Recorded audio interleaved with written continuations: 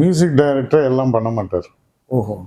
Music director ஒரு டியூனை போடுவார். Composer music டைரக்டர்னே கிடையாது முதல்ல. ஸ்லம்டாக் மில்லியனர் டைரக்டர்ன்றது வந்து உட்கார்ந்து அவர் வேடிக்கை பார்த்துட்டு இருக்கிறது தான் டைரக்டர். அவருக்கு பேர் புரிய ஆரம்பிச்சிருச்சு இப்போ மக்களுக்கு. ரொம்ப வருஷமா கான்ட்ரவர்சி ஓடிக்கிட்டு இருக்கு, ஃபியூ இயர்ஸா. காப்பி கேட்னு ஒருத்தன் வைக்கிறான், ஆனா இன்னொருத்தருடைய ஒரு டியூனை அப்படியே போடுறது. அதுக்கு நீங்க என்ன விளக்கம் கொடுக்குறீங்கன்னு பார்ப்போம். நம்ம வெளியே சொல்றதுன்றது இப்ப நான் எதுக்கும் பயப்பட வேண்டிய இல்ல, சொல்லுங்க. குறுக்கியதுக்கா இது ஏன் இப்படி மியூசிக் டைரக்டர் மேல ஏன் நீங்க குற்றம் சுமத்துறீங்க, எப்படி வருதுன்றது உதாரணத்துக்கு ஒரு டைரக்டர். இப்ப அந்த மாதிரி ஒரு இளையராஜா சார்ட்டியோ அனிருத்தியோ போய் பேசுற சந்தர்ப்பம் கிடைக்காது எங்களுக்கு. சொன்னா கோச்சிருவாரு, அவனையெல்லாம் உள்ள வரக்கூடாதும்பாங்க. ஆனா திருடுனது தானே.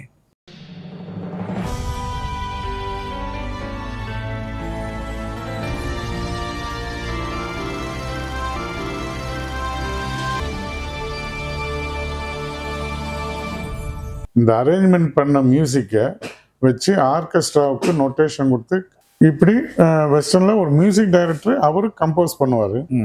அதை வந்து இன்னொருத்தர் வந்து அரேஞ்ச்மெண்ட் பண்ணுவார். அதுக்கு என்னென்ன இன்ஸ்ட்ருமெண்ட்டு எப்படின்ட்டு அதை வந்து ஒரு கண்டக்டர்கிட்ட அந்த நொட்டேஷன்ஸ்லாம் கொடுப்பாரு. அவர் அந்த நொட்டேஷன்ஸ் ஆர்கெஸ்ட்ராவுக்கு கொடுத்து அவர் கண்டக்ட் பண்ணுவார். இது ஒவ்வொருத்தருக்கும் ஒவ்வொரு பார்ட் இருக்குது. அப்படி தான் நடக்குது இது வரைக்கும் ஃபாரின்லலாம். நம்ம தான் நான் சொல்கிறேன், மியூசிக் டைரக்டர் ஒன்றும் தெரிய வேண்டிய அவசியம் இல்லை. மியூசிக் டைரக்டர் டியூன் போட்டால் போதும். அதுக்கு ஒவ்வொருத்தர் ஆள் இருக்காங்க. இது வந்து முறைப்படி நடக்கிறது தான். அது ஒன்றும் அது ஏன் இப்போ கிண்டல் பண்ணுறாங்க, அவர் என்னங்க அவர் வர்றதே இல்லை அது. ஆனால் என்னன்னா நம்ம மியூசிக் டைரக்டருங்க அப்படி கிடையாது, எல்லாமே தெரியும் அவங்களுக்கு. ஏன்னா நம்ம தான் இந்த விட்டு கொடுக்குற மனப்பான்மைன்னு ஒன்று இருக்குல்ல, அந்தந்த தொழில் அந்தந்த பண்ணணும். அது நம்ம கிட்ட கிடையாது. இல்லை, நானே பண்ணணும், நானே எல்லாம் பண்ணணும். அது ஒவ்வொருத்தரும் ஒவ்வொன்றும் பண்ணும்போது அதனுடைய வேல்யூ கூட நல்லா வரும். அது நம்ம மியூசிக் டைரக்டர் நம்மளே பண்ணணும். அப்படி கூட இப்போ இருக்கிற சில குறிப்பிட்ட இசையமைப்பாளர் தான் சொல்ல முடியும் எல்லாமே அவங்க பண்ண தெரியுன்ற அவங்களுடைய எக்ஸ்பீரியன்ஸ். இது புதுசாக வர மியூசிக் டைரக்டர் ஒன்றும் தெரியலன்னு சொல்ல முடியாது. நம்ம வந்து சினிமாவுக்கு தான் பண்ணுறோம். பெரிய சங்கீதம், கர்நாடிக் மியூசிக், கச்சேரியெல்லாம் கிடையாது. நீங்கள் பாடுறதெல்லாம் யாரும் கேட்கறதெல்லாம் கிடையாது. சினிமாவுக்கு என்ன தேவையோ அந்த உணர்வை கொடுக்கறதுக்கு என்ன டியூன் வேணுமோ அதை ஒரு கம்போசர் மியூசிக் டைரக்டர்னே கிடையாது முதல்ல. கம்போசர் அவருக்கு பேர் புரிய ஆரம்பிச்சிருச்சு இப்போ மக்களுக்கு. அந்த இதுக்கு என்ன பண்ணால் எப்படி இருக்கும் அப்படின்றத அவர் வந்து இப்போ நிறைய பேர் கூட இப்போ ஏஆர் ரஹ்மான்லாம் வந்ததுக்கப்புறம் மியூசிக் டைரக்டர்னு போட மாட்டாங்க, மியூசிக் கம்போசர்னு போடுறாங்க. இப்போ டைரக்டர்ன்றது வந்து உட்கார்ந்து அவர் வேடிக்கை பார்த்துட்டு இருக்கிறது தான் டைரக்டர். கம்போசர்ன்றது அவங்களே. ஸ்லம்டாக் மில்லியனர்ல என்ன பேர்ல அவர் என்ன ஒர்க்கில் இருந்தார்? மியூசிக் டைரக்டரா? மியூசிக் கம்போசர் தான் வரும். நம்ம இது வரைக்கும் எல்லாமே மியூசிக் டைரக்டர் நம்மளுடைய இண்டஸ்ட்ரியில தான் போட்டுக்கிறோம். பொதுவாக அதுக்கு ஜென்ரலாக கம்போசர், அரேஞ்சர், கண்டக்டர் இப்படி தான் வரும். இப்போ நீங்கள் சொல்றது எதுக்காக நான் இதில் ஆர்வமாக நான் கேட்குறேன்னு கேட்டால், இது வரைக்கும் மற்ற கேள்விகளுக்கெல்லாம் நீங்கள் நிறைய பதில் சொன்னால் கூட இப்போ நம்ம பேசுகிறீங்க பார்த்தீங்களா ஆர்கெஸ்ட்ரேஷன், அது it's a new message to the viewers. இப்போ அதே மாதிரி கேட்குறது என்னன்னு கேட்டால், முதல் படம் பண்ணும்போது ஒரு மியூசிக் டைரக்டர் அவர் என்ன டியூன் போட்டாலும் அதை ஒத்துக்கிறது இல்லை. முதல் படத்துக்கு டைலாக் எழுத வந்தால் அதை நம்மளை குறை சொல்கிற மாதிரி, முதல் படத்தில் நடிக்கிறவனுக்கு ஒன் மோர் கேட்குற மாதிரி. ஆனால் அதுக்கப்புறம் அவங்க பிரபலமானதுக்கப்புறம் அவங்க குப்பை டியூன் நான் சொல்லக்கூடாது, இருந்தாலும் மக்கள் நல்லா இல்லை இந்த படத்தில் பாட்டு எடுபடலைன்னாலும் அதை வந்து ஒத்துக்கிறாங்க. அப்போ ஒரு வெற்றிக்கு அப்புறம் ஒரு மியூசிக் டைரக்டரு வளர்ந்து வராரா, இல்லை அவர் டாமினேஷன்னால இன்னும் நல்லா போடக்கூடியவர் முந்தி நல்லா போட்டார் இப்போ போடலை இந்த படத்துலன்னு சொல்கிறாங்களே, அவர் சொல்லித்தான் அந்த டைரக்டர் ஒத்துக்கணுமா இந்த டியூன் தான் இதை நீங்கள் இதுக்கு மேலே போட முடியாதுன்னு சொல்கிறாங்களா, இல்லை ஒரு லிபர்ட்டி இருக்கா டைரக்டருக்கு? இல்லை மியூசிக் டைரக்டருக்கு லிபர்ட்டி இருக்காங்க. மியூசிக் டைரக்டருக்கு தானே லிபர்ட்டி இருக்கு, டைரக்டர்களே காணாம போயிடலாம். இப்போ வந்து எப்படின்னு கேட்டிங்கன்னா டைரக்டரை திருப்திப்படுத்தணும். அதுதான் ஒரு புதுசாக வர ஒரு இசையமைப்பாளராக இருந்தாலும் இப்போவும் தான் டைரக்டர் என்ன சொல்கிறாரோ அது அவரு தான் படம் எடுக்க போகிறாரு, அதுக்கு இது ஓகேன்னு அவர் தான் டிசைட் பண்ணணும். சரி, அவரை ஒத்துக்க வைக்கிறதுக்காக நம்ம மியூசிக் டைரக்டர் என்னென்னவோ போராடுவாங்க, பல டியூன் போட்டுக்கிட்டே இருப்பாங்க. இது வந்து ஒன்றும் பிடிக்கலன்னா அடுத்தது பண்ணுவாங்க. அவங்க தான் டைரக்டர் தான் அதுக்கு பொறுப்பு. ஏன்னா இந்த டியூனை அவர் தான் செலக்ட் பண்ணார். இதை விட நல்ல டியூன் போட்டிருப்பார் மியூசிக் டைரக்டர். அவருக்கு வந்து அந்த பிக்சரைசிங்க்கு அந்த இதுக்கு அதுதான் வேணும்ன்ட்டு சொல்லுவார். மியூசிக் டைரக்டர் சார்ந்து தான் இருக்கார். பெரிய இசையமைப்பாளர்கள் வளர்ந்து இப்போ ராஜா சார் அப்படின்லாம் எம்எஸ்வி சார்லாம் உண்மை. வரும்போது எம்எஸ்வி சார்ல கூட நான் பார்க்கல. இளையராஜா சாருடைய காலத்துக்கு அப்புறம் அவர் எக்ஸ்ட்ரா ஒரு படத்துல நடந்த நிகழ்ச்சி, இந்த பாட்டுக்கு வேற ஏதாவது டியூன் போட முடியுமான்னு ஒரு இயக்குனர், நீங்க சொல்றாங்களே மியூசிக் டைரக்டர் மதிக்கிற இயக்குனர், அவர் கேட்டப்ப நான் ஒரே டியூன் போடுறேன், நீ 5 விதமா எடுன்ட்டு கோச்சிட்டு போயிட்டார். இது நடந்திருக்கு. அதே மாதிரி அனிருத்திட்ட போய் யாரும் அந்த டியூன் நல்லா இல்லைன்னா ஒத்துக்க முடியாது. அதாவது அப்படி இல்லை முந்தையெல்லாம் டைரக்டருக்கும் கலந்து பேசுவாங்க. ஒரு லிரிக் ரைட்டர் அதெல்லாம் ஒரு டீமா இருந்தது. இப்போ என்னன்னா மியூசிக் டைரக்டருடைய புகழும் அவங்களுடைய சம்பளம் உயர உயர ஒரு ஆதிக்கம் வாங்கல்ல, மொனார்கி இந்த மாதிரி அவங்க என்ன டியூன் போட்டாலும் ஒத்துக்கிற நிலைமையில இருக்காங்களா இயக்குனர்கள்? இல்லை, என்ன டியூனும் போட்டுன்றது அந்த மாதிரி மியூசிக் டைரக்டர் நினைக்க மாட்டாங்க. நம்ம பண்ணுறது சிறப்பாக வரணும், ஃபஸ்ட் கிளாஸாக வரணுன்ட்டு தான் நினச்சி யாருமே ஒரு ஒரு ஏதோ நம்ம போடுறது தான் இது அப்படின்னு யாரும் அவங்களுடைய வளர்ச்சி அதில் இருக்குது. ஜனங்க ரசிக்கிறத வச்சு தான் இருக்குது. 2 படம் அவங்க ரசிக்கலைன்னா அவர் ஆட்டோமேட்டிக்காக அவர் போயிடுவார். ஆனால் நம்ம எப்படி தக்க வச்சுக்கணுன்றதில் அவங்களுடைய திறமைகளை காமிச்சிக்கிட்டு தான் இருக்காங்க. அது வந்து ஏனோ தானோன்னு யாருமே பண்ணுறது. ஏன் கேட்குறேன்னா, ஒரு இசையமைப்பாளர் போட்ட டியூனை இன்னொரு படத்துக்கு போடுறாங்க. விஸ்வநாத ராமமூர்த்தி, கேவி மகாதேவன், அந்த காலத்து தட்சிணாமூர்த்தி சார், அவ்வளோ வெரைட்டி இருந்தது. இப்போ எனக்கு நம்ம ஒரு பாட்டை கேட்ட உடனே அதே டியூனை கொஞ்சம் மாற்றி வேற லிரிக்ஸோட அதே மியூசிக் டைரக்டர் வேற விதமாக போடுறாரு. ஆனால் அந்த சாதாரண மக்களே ஏற்கனவே அதில் போட்டிருக்காண்டா அந்த பாட்டை அதே திருப்பி போட்டிருக்காண்டாங்கிறது முந்தி கிடையாது அந்த குற்றச்சாட்டு. இப்போ அப்படி நிறைய இல்லை. இப்போ நானே ஒரு இசையமைப்பாளன் வச்சிங்களா, ஏற்கனவே போட்ட டியூனை தான் போடணுன்றது யாருக்குமே வராது. அது அவங்கள அறியாமல் அவங்களுடைய ஞாபக மறதியினால் அப்படி சிலது ஏதோ வரலாமே தவிர, மியூசிக்ன்றது ஒரு ஒரு ஒரு ஃபார்மெட் இருக்குது. அது அந்த ஃபார்மெட்டில் தான் போகும். அது நம்ம இதுக்கு முன்னாடி பண்ணது நமக்கு அங்கே ஞாபகம் வராது. அது நீங்கள் உங்களை மாதிரி நேயர்கள் கேட்கும்போது தான் நமக்கே தோணும், ஓ இப்படி ஒரு இது வந்திருக்குன்றது. அது வந்து எப்போவுமே நடக்கிறதில்ல. ஏதோ ரேராக ஏதோ நீங்கள் ஒரு 10 பாட்டு நீங்கள் ஏதோ ஒரு 10 பாட்டு நீங்கள் கேளுங்க, அந்த அந்த சாயல் இருக்கும். ஒரு பாட்டு மாதிரி இன்னொரு பாட்டு சாயல் இருக்கும். 10 டிஃப்ரெண்ட்டானு கிடையாது. அந்த டிஃப்ரெண்ட்டு எப்படி காமிக்கிறோம்னா அந்த ஸ்ருதியில் தான் காமிப்போம். ஸ்கேல். இப்போ நம்ம பேசும்போது என்னங்க எப்படி இருக்கீங்க அப்படின்னு பேசுகிறோம் இல்லையா, இதை வந்து இப்படியே என்னங்க எப்படி இருக்கீங்க, வந்தீங்களா போனீங்களான்னு பேசுறது ஒரு ட்ரெண்டு. இது நமக்கு பழகிடுச்சு. ஆனால் இதே தான் பேசி ஆகணும். அடுத்தது என்னங்க எப்படி இருக்கீங்க, நல்லா இருக்கீங்களா அப்படின்றது வேற சவுண்டு. இந்த சவுண்டிங்கில் தான், அதாவது மியூசிக்கில் ஸ்ருதின்னு சொல்லுவாங்க, ஸ்கேல். இந்த ஸ்கேலில் ஒரு பாட்டு போட்டோம்னா அதே டியூனை கூட வேற ஸ்கேலில் போட்டால் வேற பாட்டு மாதிரி கேட்க வைக்கலாம். நான் சொன்னேன் பார்த்தீங்களா, இந்த மேஜர் ஸ்கேல் மைனர் ஸ்கேல், இதை வச்சு கோடி பாட்டு பண்ணலாம். அந்த ஸ்கேலை செலக்ட் பண்ணி இதுக்கு அதுக்கும் வித்தியாசம் தெரியாத மாதிரி பண்ணுற இமேஜினேஷன் தான். அந்த நேரத்தில் அவங்களுக்கு என்ன வருதோ, இது வந்து காப்பி அடிக்கிறது இல்லை அதே பாட்டு மாதிரி போடுறது அப்படின்றதெல்லாம் கிடையாது. நீங்கள் வந்து ஒரு ஸ்டோரி ரைட்டர்னால் நீங்கள் வந்து இப்போ நான் சொல்ல முடியுமா, என்ன லவ் சீன் என்ன பண்ணிட போகிறீங்க, ஒரே மாதிரி தான் லவ் சீனு இந்த மாதிரி அப்படின்னு சொல்ல முடியாது. அதெல்லாம் ஏன் கேட்குறேன்னா, ரொம்ப வருஷமா கான்ட்ரவர்சி ஓடிக்கிட்டு இருக்கு. ஒரு ஃபியூ இயர்ஸாக காப்பி கேட்னு ஒருத்தன் வைக்கிறான். ஒரு டியூனை, ஒரு பிரபல இசையமைப்பாளர் போட்ட டியூனை எங்கேருந்து எடுத்தாங்க, எந்தெந்த படத்துல எல்லாம் திருடி இருக்காங்கன்னு ஒரு பெரிய பெரிய இசையமைப்பாளர்களை பற்றி கூட காப்பி கேட் வருது. இந்த பாட்டை அப்படியே போட்டிருக்காங்க, இப்படியே போட்டிருக்காங்க. அது எம்எஸ்வி வந்து என்ன பெருந்தன்மையாக சொன்னாருன்னா, நான் என்னுடைய அனுபவத்தில், சினிமா அனுபவத்தில் அவர் ஓப்பன் தான் சொன்னார். நான் இந்த பாரஸ் மணிங்கிற படத்துல இருந்து தான் இந்த பாட்டை பூமாலையில் ஒரு மல்லிகைன்னு நான் போட்டேன் அப்படின்னு ஜிந்தகியோ அது ஒரு டைட்டில், அதில் இருந்து தான் இந்த பாட்டை போட்டேன்னு ஓப்பன் ஸ்டேட்மெண்ட் கொடுத்தார் ஒரு பேட்டியில். ஆனால் சில இசையமைப்பாளர்கள் வந்து அந்த டியூனை ஹிந்தி டியூனோ, இங்கிலீஷோ, அரபியனோ அல்லது ஒரு கொரியன் டியூனையோ அப்படியே எடுத்து, இப்போ ஒரு கதையை எடுத்தா மூலக்கதைன்னு அவர் பேர் போடணும் இல்லையா, ஒரு கதையை, ஒரு நாவல் எடுத்தா அந்த கதையை அவருடைய நாவல்னு பேர் போடணும் இல்லையா.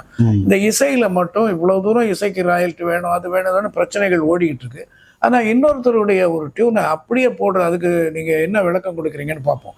அந்த டியூனை அப்படியே நோட்ஸ் மாத்திக்கிறது, அது மாத்திக்கிறது வேற, மியூசிக் இன்ஸ்ட்ருமெண்ட் அதை அப்படியே எடுத்தா அது அவருடைய குழந்தை இல்லையா, இவருடைய குழந்தையாக. அதுக்கு நான் சொல்றேன் ஒரு உதாரணம். இதை வந்து இதுக்கு முழுக்க காரணம் 2 விதம் இருக்குது. நீங்கள் சொல்கிறது மியூசிக் டைரக்டராக பண்ணுறது ஒன்று இருக்குது, மியூசிக் டைரக்டர் பண்ண வைக்கிறதுக்கு காரணம் டைரக்டர்.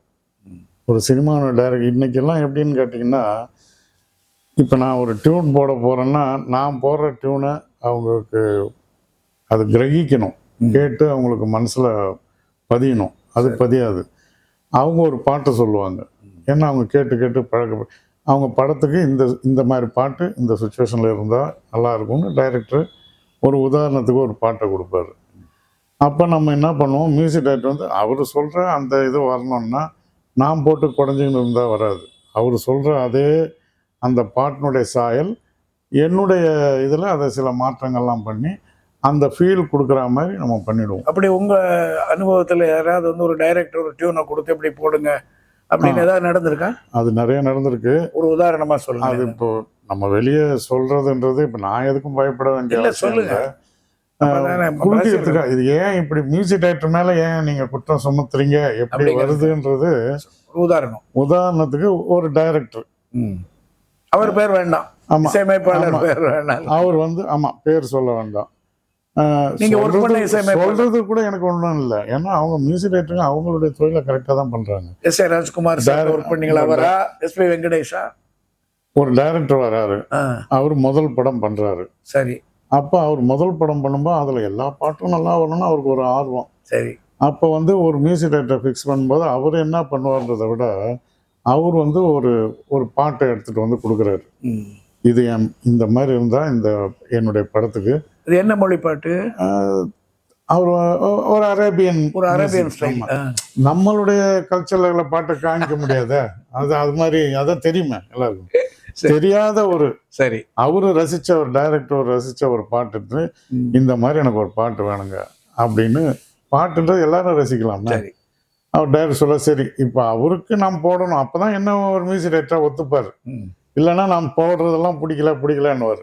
அப்போ அவருக்கு பிடிக்கிறதே நம்ம பண்ணிடுவோன்ட்டு அவர் சொன்னதை நம்ம கல்ச்சருக்கு தகுந்த மாதிரி அது வேற ஸ்டைலில் இருக்கும், ஆனால் டியூன் அதே தான். அந்த டியூனுக்காக தான் அவர் சொல்றாரு. அதை போட்டு பண்ணிடுறாரு, மியூசிக் டைரக்டர் பண்ணிடுறாரு, பாட்டு அழகாக வந்துடுது. இந்த பாட்டு ஞாபகம் இருக்கா உங்களுக்கு? இருக்கு, நான் சொல்றேன், சொல்லுங்க, அப்பதான் ரசிக்க முடியும். அப்போ அந்த பாட்டு போட்டுடுறாரு, நல்லா அருமையாக வந்துடுச்சு. வேற ஒரு டைரக்டர் அதே காலகட்டம், அவருக்கும் அந்த பாட்டு பிடிச்சிருக்கு. அந்த அரேபியா எப்போ இந்த டைரக்டருங்க வந்து புதுசாக சீன் பண்ணணும்னு இந்த பெங்காலி படம் பார்க்கறது, அதை பார்க்கறது, இந்த மாதிரி அரேபியன் படம், இது மாதிரி ஈரானிக் படம், இதெல்லாம் பார்த்து அவங்க புதுசாக காமிக்கணுன்றதுக்காக நம்ம கிரியேட் பண்ணுறதுக்கு அவங்க பண்ணுறது ஒன்றும் தப்பு இல்லை.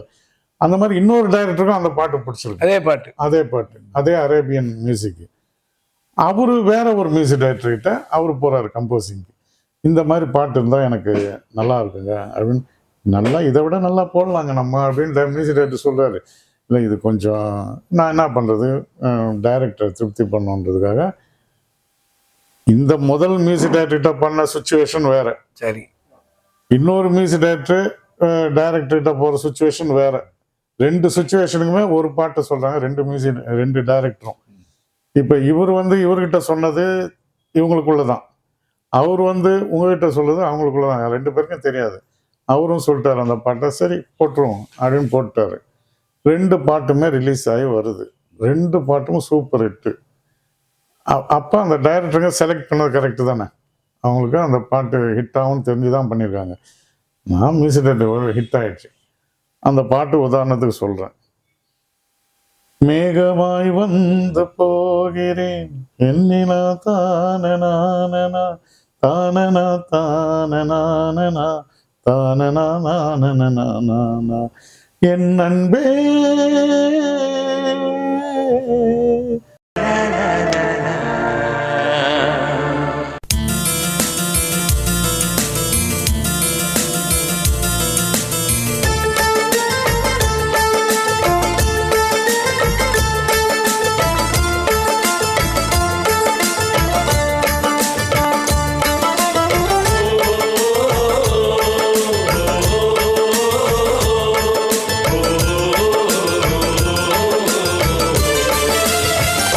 மேகமாய் வந்து போகிறேன் வெண்ணிலா உன்னை தேடினேன், மேகமாய் வந்து போகிறேன் வெண்ணிலா உன்னை தேடினேன், யார் யாரிடம் தூது சொல்வது என்று நான் உன்னை சேர்வது என் அன்பே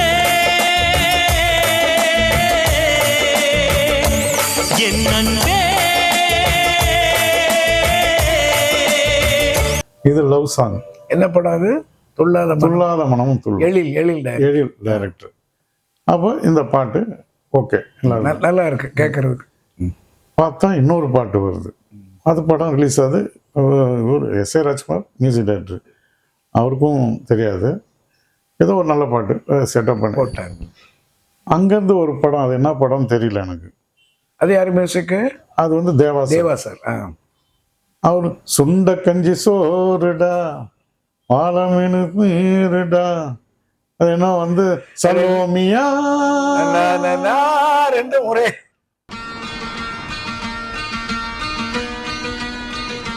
சலோமியா சலோமியா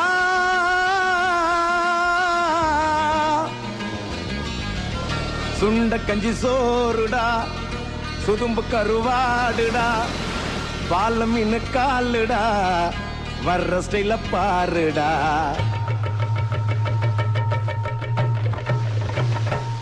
இது சலோமியா, இது என்னன்பே என்னன்பே சலோமியா. வார்த்தை மட்டும் தான் மாறுது. ஆமா, பாட்டு ரெண்டும் வந்தது, ரெண்டும் ஹிட் ஆச்சு.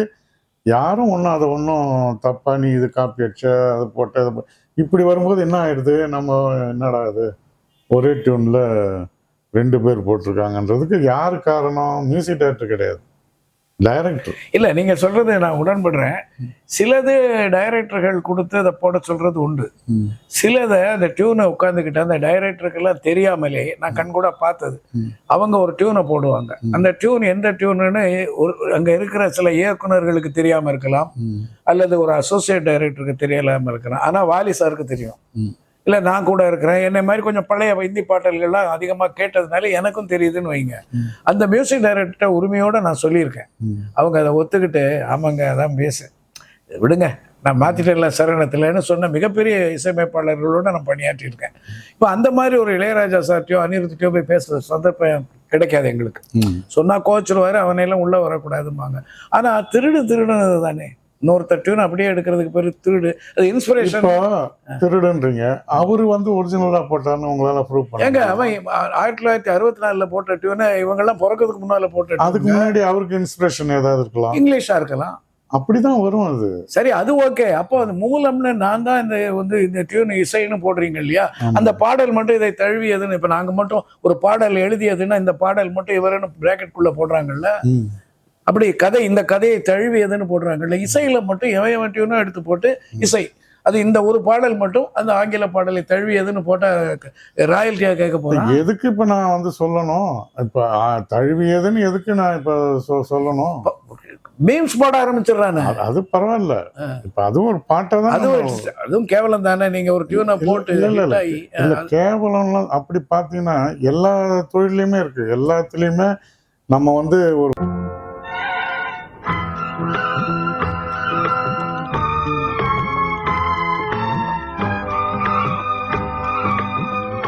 நேயர்களே, இந்த பதிவு உங்களுக்கு பிடித்திருந்தால் சப்ஸ்கிரைப் செய்யவும், எங்கள் பதிவு உங்களுக்கு வந்து சேர பெல் பட்டனை அழுத்தவும். மீண்டும் ஒரு பதிவில் சந்திப்போம். நன்றி, வணக்கம்.